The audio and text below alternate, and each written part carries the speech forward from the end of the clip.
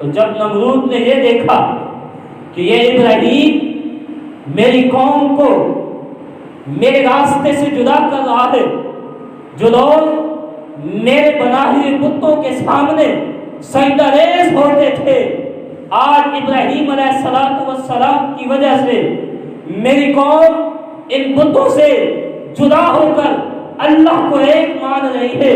تو نمرود نے فیصلہ کیا کہ میں ابراہیم کا مقابلہ کروں گا، میں اللہ کے نبی حضرت ابراہیم کا مقابلہ کروں گا۔ اس وقت جب حضرت ابراہیم کے سامنے نمرود آئے، اس نے فیصلہ کیا کہ کون سا ایسا طریقہ اپنایا جائے کہ جس سے حضرت ابراہیم علیہ السلام کا نام و نشان مٹ جائے۔ نعوذ باللہ۔ اس وقت شیطان ایک بزرگ کی شکل میں سفید ریش انسان کی صورت میں شیطان نمرود کے پاس آتا ہے اور کہتا ہے، نمرود تیرے لیے ایک ہی طریقہ ہے کہ جس سے تو حضرت ابراہیم سے مقابلہ کر سکتا ہے اور اس کا خاتمہ کر سکتا ہے۔ تو اس شیطان لعین نے کہا، اے نمرود تیرے لیے یہی طریقہ ہے کہ تم ایک آگ کو جلا، کئی مہینوں تک آگ جلتی رہے اور اس میں حضرت ابراہیم علیہ السلام کو ڈال دے۔ یہ قرآن میں یہ سارا واقعہ بیان ہے۔ حضرت ابراہیم علیہ السلام کے لیے نمرود نے آگ جلائی، کئی مہینوں سے آگ جلتی رہی، حتیٰ کہ اس کی سختی اتنی زیادہ تھی کہ کوئی بھی اس آگ کے قریب ہوتا تو اس آگ کی سختی کی وجہ سے جل جاتا۔ پھر حضرت ابراہیم علیہ السلام کے سامنے مقابلے میں آنے والے نمرود نے کہا کہ ہم نے آگ تو جلا لی ہے، کئی مہینوں سے جلائی ہے، اس میں حضرت ابراہیم کو کیسے ڈالیں گے؟ جو انسان اس آگ کے قریب جاتا ہے، قریب جاتے ہی وہ جل جاتا ہے۔ تو پھر شیطان انسانی شکل میں آیا، ایک بزرگ کی شکل میں شیطان نمرود کے پاس آیا۔ اس نے کہا کہ اے نمرود، ابراہیم کو اس آگ میں ڈالنے کا ایک ہی طریقہ ہے کہ تم منجیل ایک جھولا نما ایک ایسی چیز بناؤ کہ جس میں حضرت ابراہیم کو ڈال کے اس آگ میں پھینکا جائے گا۔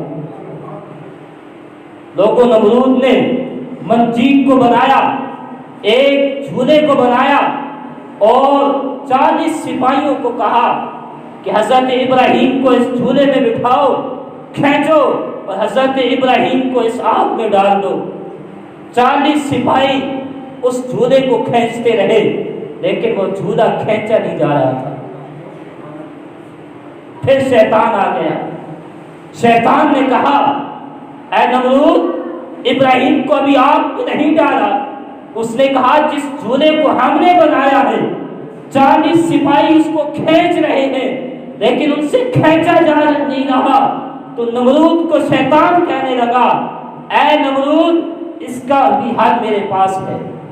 تو شیطان نے کیا کہا؟ اس نے کہا، اے نمرود، تمہارے لیے یہی حل ہے، یہ 40 سپاہی اسی وقت اسی مقام پہ زنا کریں اور اس زنا کی وجہ سے وہ جب جھولے کو کھینچیں گے تو وہ جھولا ان سے کھینچا جائے گا۔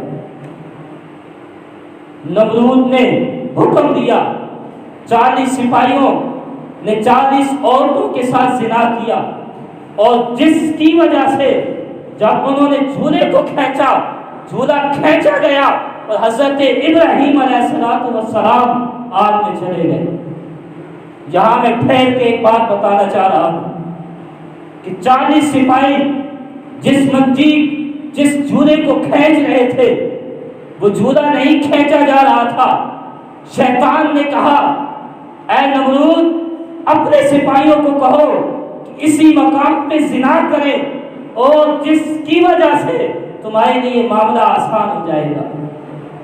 آخر وجہ کیا ہے کہ پہلے وہ سپاہی جھولا کھینچ رہے تھے، نہیں کھینچا جا رہا تھا، زنا کیا تو معاملہ آسان ہو گیا۔ تو وجہ یہ ہے کہ جب حضرت ابراہیم علیہ السلام کو اس جھولے میں ڈال کے جو سپاہی کھینچ رہے تھے، اس وقت اللہ کے ملائکہ بھی اس مقام پہ موجود تھے۔ اللہ کے ملائکہ اس مقام پہ موجود تھے۔ جب ان نمرود کے سپاہیوں نے بدفعلی کی، زنا کیا، تو اللہ کے ملائکہ اس بدفعلی کی وجہ سے اس مقام سے چلے گئے۔ اللہ کی رحمت کی ملائکہ، اللہ کے رحمت کے ملائکہ بدفعلی کی وجہ سے اس مقام سے اٹھ کے چلے جاتے ہیں، اور جس کی وجہ سے معاملہ آسان ہو جاتا ہے۔ امام الانبیاء کے غلاموں، اس تفاصیل سے یہ معلوم ہوتا ہے کہ اللہ کے ملائکہ، اللہ کی رحمت کے فرشتے اگر کسی مقام سے اٹھ کے چلے جاتے ہیں تو اس کی ایک ہی وجہ ہوتی ہے کہ وہاں بدفعلی ہوتی ہے۔ آج اپنی زندگی کے معاملات دیکھیں، اپنی شادی بیاہ کے معاملات دیکھیں کہ ہم نے اپنی زندگیوں میں فحاشی کو عام کیا ہوا ہے، بے حیائی کو عام کیا ہوا ہے، اپنے گھروں میں گانے بجانے کے انتظام کیے ہوئے ہیں۔ تو مجھے بتاؤ، اللہ کی رحمت کے ملائکہ، اللہ کی رحمت کے فرشتے تمہارے گھروں میں کیسے آئیں گے اور تمہاری شادیوں میں کیسے آئیں گے؟ جن شادیوں کی ابتدا گانوں سے کی جاتی ہے، فحاشی سے کی جاتی ہے، ڈانس اور گانوں کے ذریعے سے جن شادیوں کی ابتدا ہوتی ہے، جو ملائکہ رحمت دے کے جس شادی کے لیے آئے ہوتے تھے، لیکن ان گانے اور ان فحاشیوں کی وجہ سے اللہ کے ملائکہ اس مقام سے چلے جاتے ہیں، اور جس کے نتائج یہ ہوتے ہیں کہ انسان کی زندگی میں سکون نہیں ہوتا۔ میاں بیوی 40 سال اکٹھے رہتے ہیں، لیکن ایک دن بھی ایسا انہیں نصیب نہیں ہوتا کہ وہ سکون کے ساتھ زندگی گزار سکے۔ ان سب کی ذمہ داری